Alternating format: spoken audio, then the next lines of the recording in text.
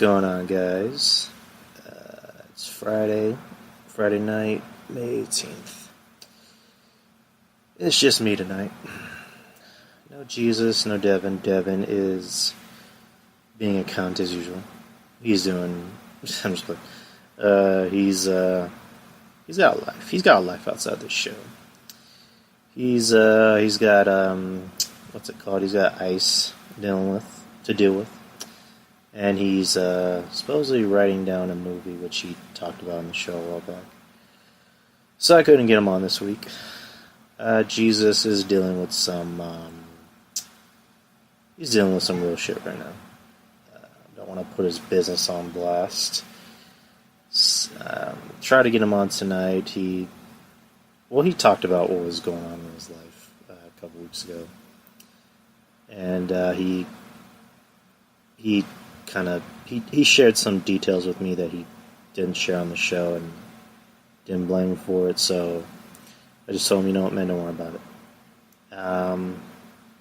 So it's just me. Yay.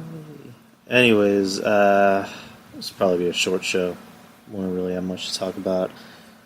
How was everyone's day today? Mine was actually pretty decent. I did my internship. I actually started my internship on Monday. I'm a criminal justice major. I'm saying a lot. Sorry, it's a bad habit on here.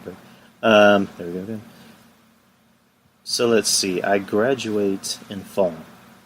I only have a summer class, and then I have 2 more classes in fall, and then I graduate. I had to start my internship. I need about 150 hours of that. And I don't know if it's for all majors. I just know it's for my major, which is criminal justice. So I'm interning at the courthouse that's not too far from my school, so I'm lucky because I have my parking pass, so I can just park at my school and just walk over there. And it's not too bad, the walking is pretty fun. And, it's not like I'm surrounded by weird people, because I'm by a courthouse, so there's officers there. I get to intern with the judge, where basically I get to enter through where he enters through, and I get to sit behind the lawyers and watch how they do. It's pretty fun. It's pretty interesting. It's something I need to get used to, because, it's a lot of sitting, and it's a lot of observing. Can't have your phone out, which, is not that big of a deal for me. Today, I went there early, and some pretty interesting cases. I'm pretty sure I can't talk about them. So, yeah, there's that. Well, actually, as long as I don't say their names, I'm pretty sure I'll be okay, hopefully. I know one case, some guy with mental illness, he was being very disruptive. Like, while the DAs were trying to present their case, he was on the sidelines talking to his lawyer, and he clearly doesn't know the meaning of whisper. So he's talking like really freaking loud. And it's getting to the point where I was getting kind of annoyed too. And the judge pretty much just told him, okay, keep it down. And the state, kind of called him out on his bullshit. So, yeah. And there was another case, which was the last one of the afternoon before I left, where apparently some woman hired 3 guys to kill her husband and to get the health insurance, and she left town and came back while she had a monitor on, and she, for some reason, slipped the monitor off, or not for some reason, but somehow she slipped the monitor off, and then when she came back, she put it back on. They found out that she left, they arrested her, and that's that. It's a very interesting case. Left, came home. It's freaking, fucking hot as shit over here. I don't know where you guys live, but over here in Texas, it's hot. It's literally, in the 90s. I'm not even kidding. It's boiling hot. I feel bad for my dogs, because they have to deal with all that hotness. My cats, they can at least, find somewhere to find some shade. My dogs, they can find shade, but, they can't just, slip under a car and just find shade and stay cool. That must suck being a dog. Anyways, we went to go see Deadpool 2, which was really good. Not as good as the first one, but really good. Very funny. Not going to do any spoilers, since I'm pretty sure Devin's going to want to do a Deadpool 2 review. So I'll just say maybe a couple things. Ryan Reynolds, as usual, is the man. There's some surprises in this film that they didn't show in the trailer. There's a big-time character reveal in this movie. I'm not going to say who. It's an X-Men character that was already used before, but wasn't used that well, so I'm just going to leave it at that. There's a mid-credits scene that's freaking hilarious. You gotta stay for it. It basically is Ryan Reynolds just being Ryan Reynolds and Deadpool just like doing whatever the fuck he wants. You know, and yeah, Josh Brolin as Cable he killed it. I'm telling you, that guy's making bank. He is just living up his here. He's Thanos.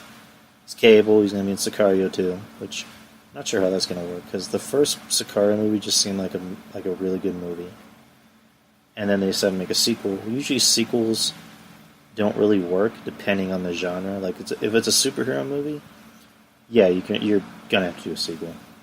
But usually movies outside of like the superhero genre, they don't really do well in sequels. Maybe horror movies, but those tend to not be as good. So, I mean, if you're not The Conjuring, which The Conjuring created their own universe.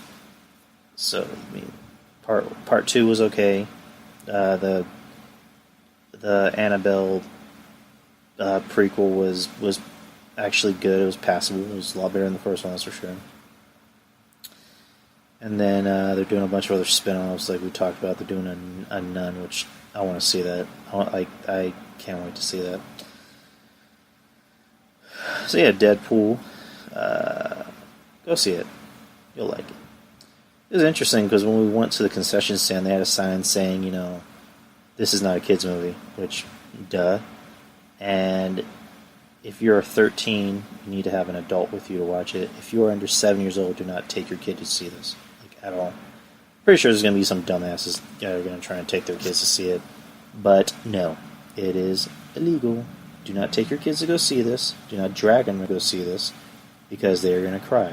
And if they cry, do not be surprised if someone tells you to shut the fuck up and tell your kid to shut the fuck up.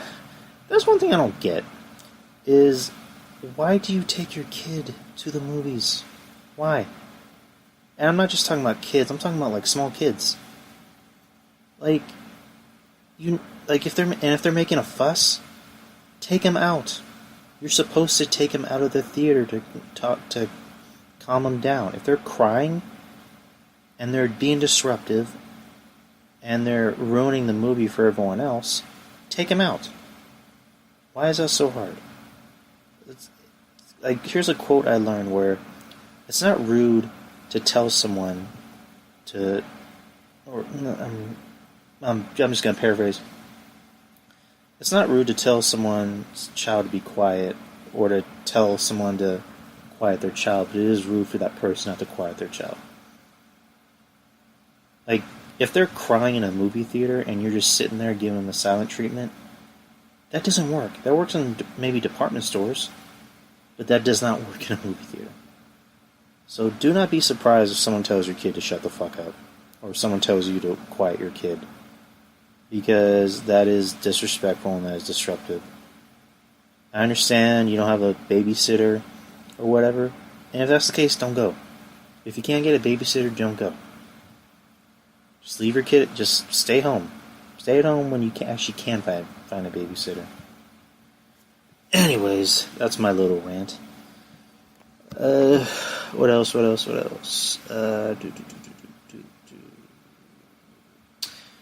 Yeah, NBA playoffs. They're getting interesting again, if you want to call it that. Yeah, Boston is up 2-0 against Cleveland, which no one saw that coming. Everyone gave Boston, no one even looked at Boston.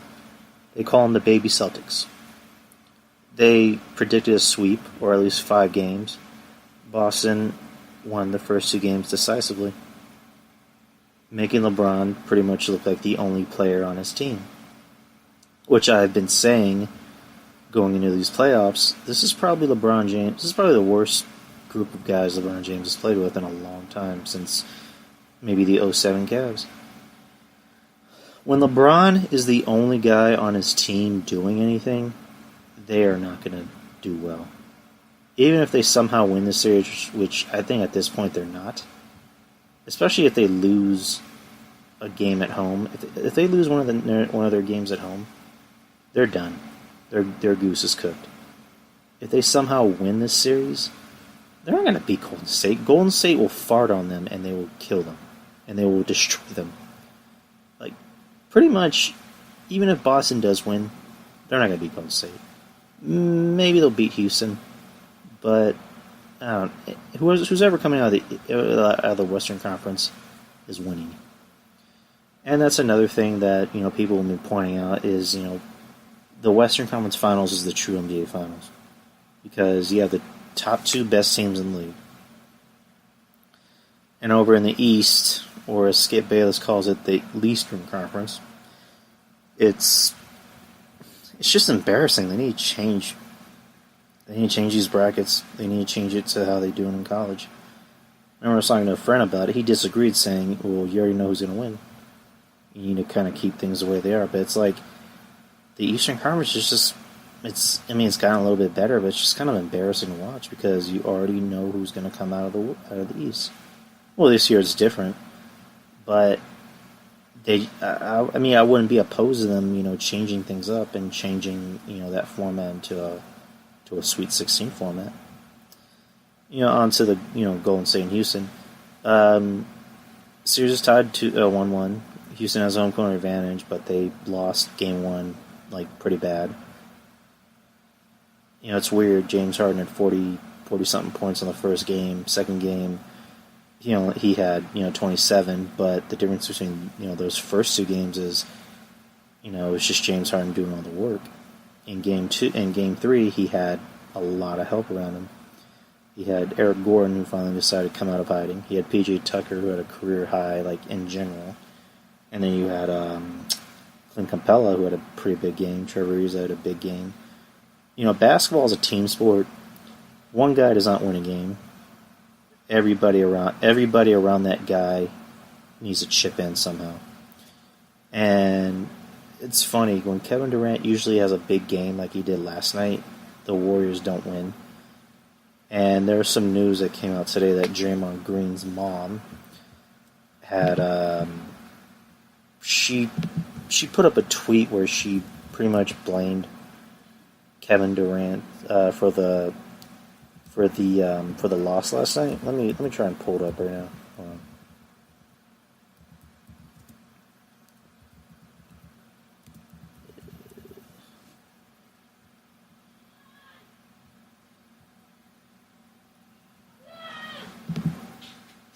Yes, that's Betty. The Golden Knights game is on right now. I'm pretty sure they scored. Alright,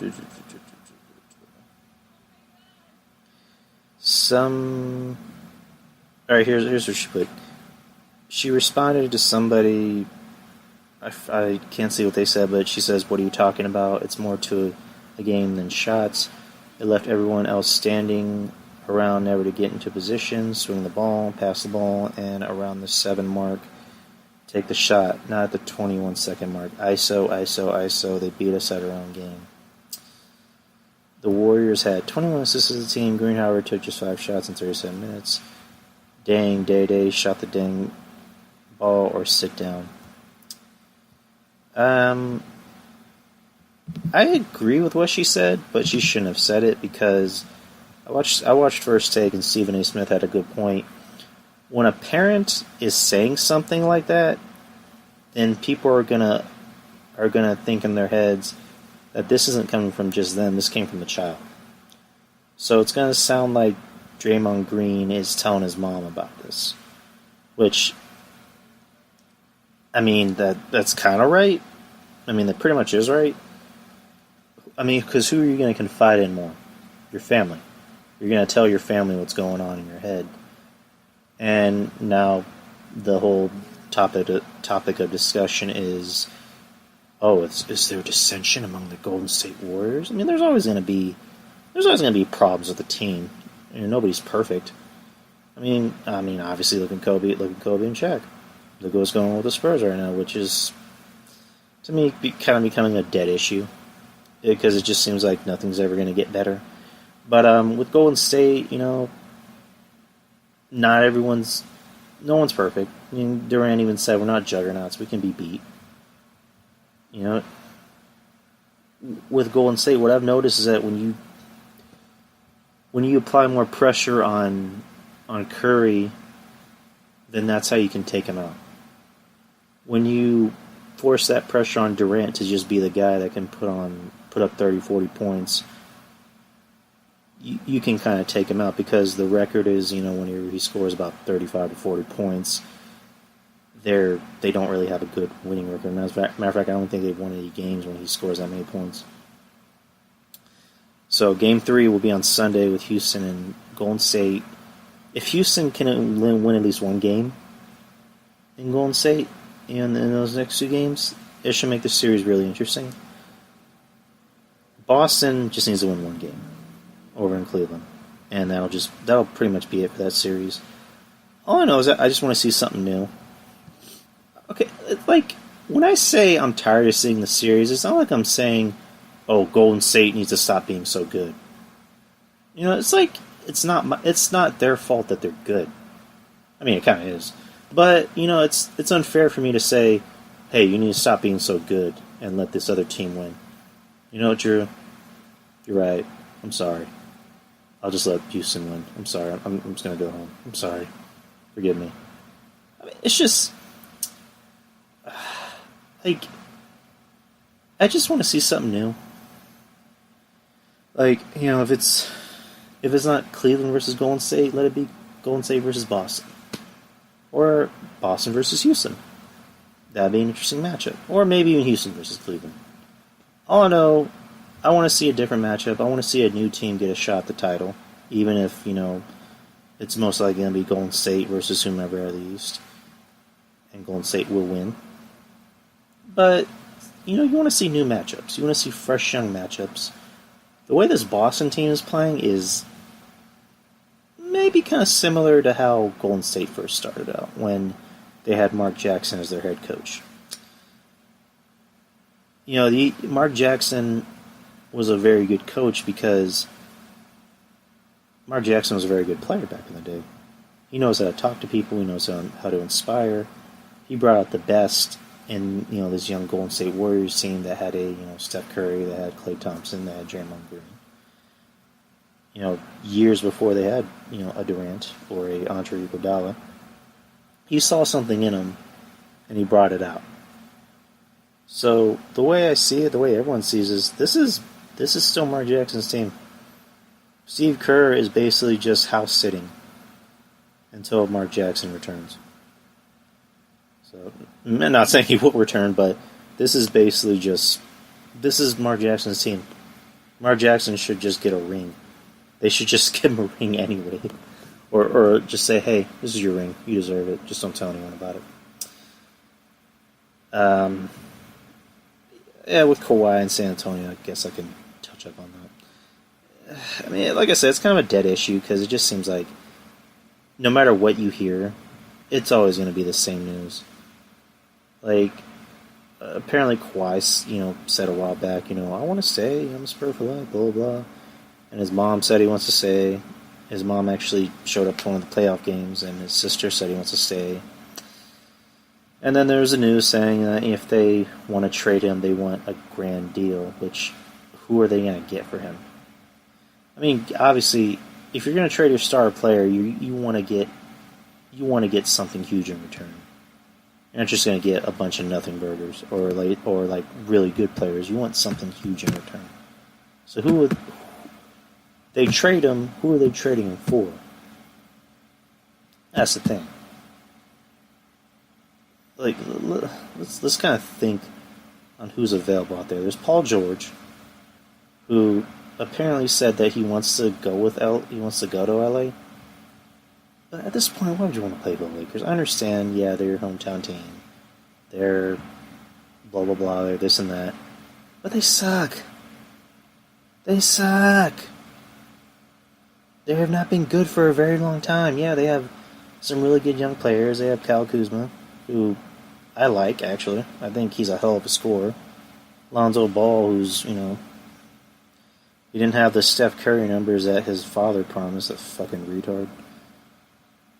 Put Paul George there, it'd be interesting. You'd have a nice, young looking team with a formidable superstar in Paul George. But I don't know. I don't know who the Spurs can trade Kawhi for a huge deal. I mean, here's a thought: you can trade him for the number 1 pick. Get the number 1 pick, or trade him for someone. Trade him for a top 5 pick. How's about that? Trade him for a top 5 pick. Let's see who you can get out that.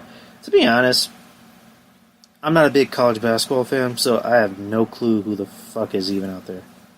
It just seems like all the players look the same. They all have the same high top fade, or an afro, or some guy from Europe.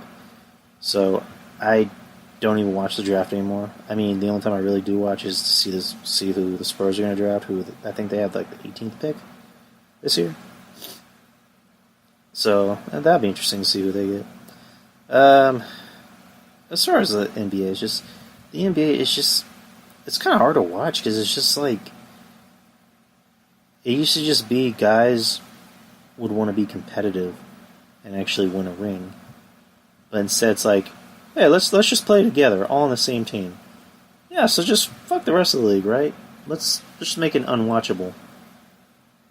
It's just hard to watch now. Golden State kind of ruined the season. And there's naysayers out there that want to defend what Kevin Durant did. More power to him. He wanted to get a ring, whatever. But it's just unwatchable. I just can't watch it. It's hard to watch. I mean, I'll watch the games, but if it comes down to Golden State and Cleveland in the finals for the 8 millionth time, I'm just gonna tune out. But just recently, I've switched over to hockey.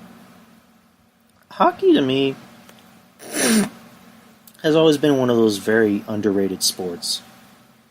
Like, that's a sport that really needs attention.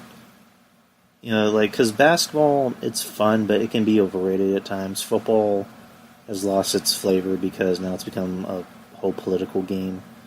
With the whole, I'm gonna kneel down during the national anthem because, blah, blah, blah.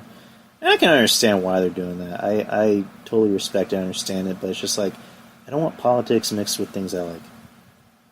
That'd be like I'm watching a Spurs game, and after every free throw, Kawhi Leonard decides to kneel after every free throw, or to, pray to Buddha or something. Like, leave politics out of sports, please. I mean, I'm not saying don't have a cause and stick by your cause. What I'm saying is don't make politics all about what you do. Like, kind of keep them a little bit separate. It's like whenever... It's like, I'm trying to think of a good example. It's like the whole thing with Trayvon Martin when, NBA players came to the games wearing hoodies. That was understandable. I was on board with that. I respected that.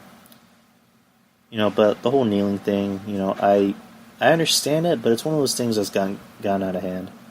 Like, it doesn't bother me, but it bothers me in a way where it's just like, I can't really explain it without sounding ignorant and not knowing what I'm talking about. Basically, what it comes down to is just, I'd rather politics and sports don't mix together. That's what I'm talking about. Yeah, going back to basketball, I've recently switched over to hockey.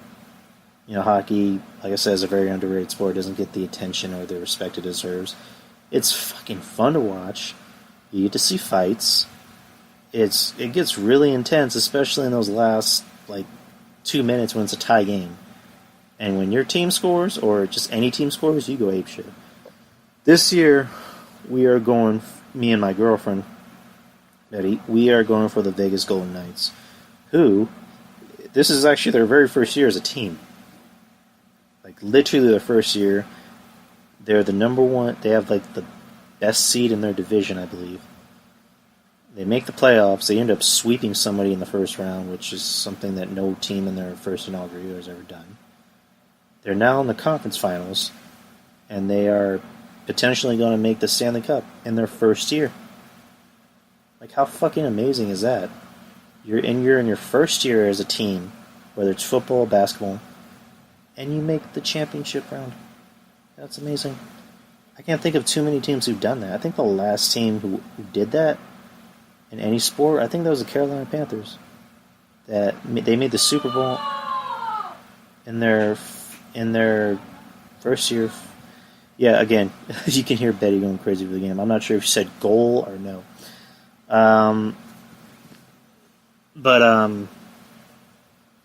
Yeah, we're going for the Golden Knights. They're currently playing Winnipeg in the conference finals. They're up 2-1. And judging by what's going on in the living room, it either sounds good or bad. And it's actually good. So, a minute and 13 left, and Vegas is up by 3. Vegas is up by a point. Oh, shit. So, yeah, that's pretty much all I gotta say at the moment about sports and Deadpool. We've pretty much already, buried Infinity War into the ground. There was that theory that came out recently. There's some theories that came out recently about Infinity War, or not Infinity War, Avengers 4, where some dude, some guy went on Reddit and said that there's some spoilers that, I'm just gonna look it up right now because I just sound weird.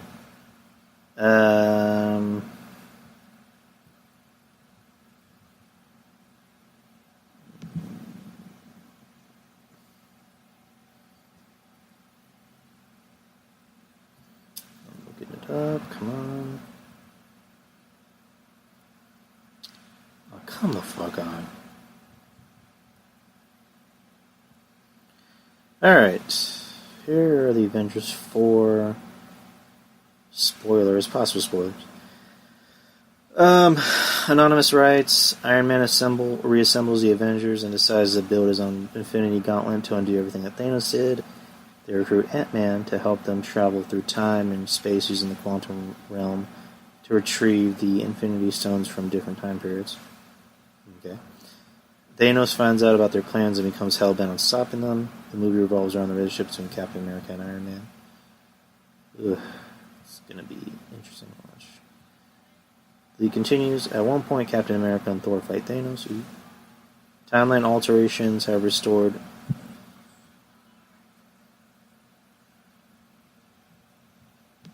Yeah, I don't know how that came on, sorry. Try to edit that out. Timeline alterations have restored Mjolnir. I probably said that wrong, Thor's hammer. And Cap wields it against Thanos to allow the others to escape and is killed all holding Thanos off. I think we pretty much saw that coming, like in the comics. At one point, Hawkeye must protect the unfinished Stark Gauntlet from Thanos' minions. He plays an instrumental role in Thanos' defeat. Better. Thor's subplot centers on him assembling an army to challenge Thanos. Captain Marvel joins him. Source-added. Hulk's subplot centers on Banner and Hulk finally merging to become Professor Hulk. Okay. He is the one that ultimately wields the Stark Gauntlet against Thanos, losing his arm in the process. Nebula's subplot centers on her efforts to redeem herself. At one point, she fights her murderous past self. Several MCU movies are revisited and retconned, probably not permanently, such as the Avengers retrieving the Power Stone, creating a timeline where the Guardians of the Galaxy never came together. There's a pivotal scene between Doctor Strange and a fully CGI character being shot on a secret location with a skeleton crew, which takes up a sizable portion of the budget. I don't know what that could be. They concluded only two of the original Avengers, Cap, Stark, Thor, Hulk, Hawkeye, and Black Widow, meant to survive the movie. Cap dies. The title was Avengers Infinity Gauntlet at one point, but it might be changed after Zoe Saldana accidentally leaked it. I mean, I wouldn't see why you would change it. It makes sense. It makes sense just to call it Infinity Gauntlet. What would you call it, though? Someone actually said Avengers Endgame. That makes sense. I don't know. Like, it sounds logical that they're going to use time or time travel, especially when you got Ant-Man into the equation. But then again, Marvel apparently they've openly admitted that they'll, show behind the scenes footage of fake scenes to throw people off. So we don't know. I don't know. I mean, I've told Devin in the past, I wouldn't be surprised if they only showed one trailer leading up to Avengers 4. And it's like a minute. I wouldn't even be surprised. Matter of fact, I wouldn't even be mad. I'd be like, bravo. Because we don't know what's going to happen. They already finished filming this. They haven't shown that many behind-the-scenes footage.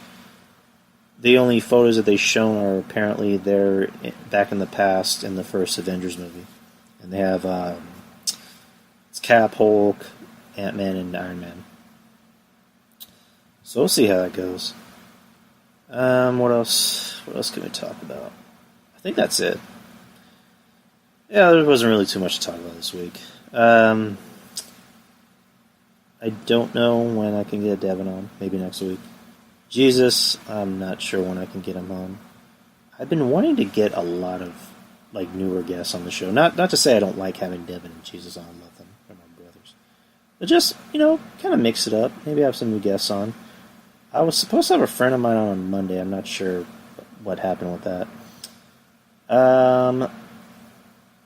As far as any other guests, you're always welcome on this show. If you want to come on this show and just shoot the shit about anything, it doesn't matter what the topic is. There's no topic off limits. If it's like politics, that's when my brain will just go home.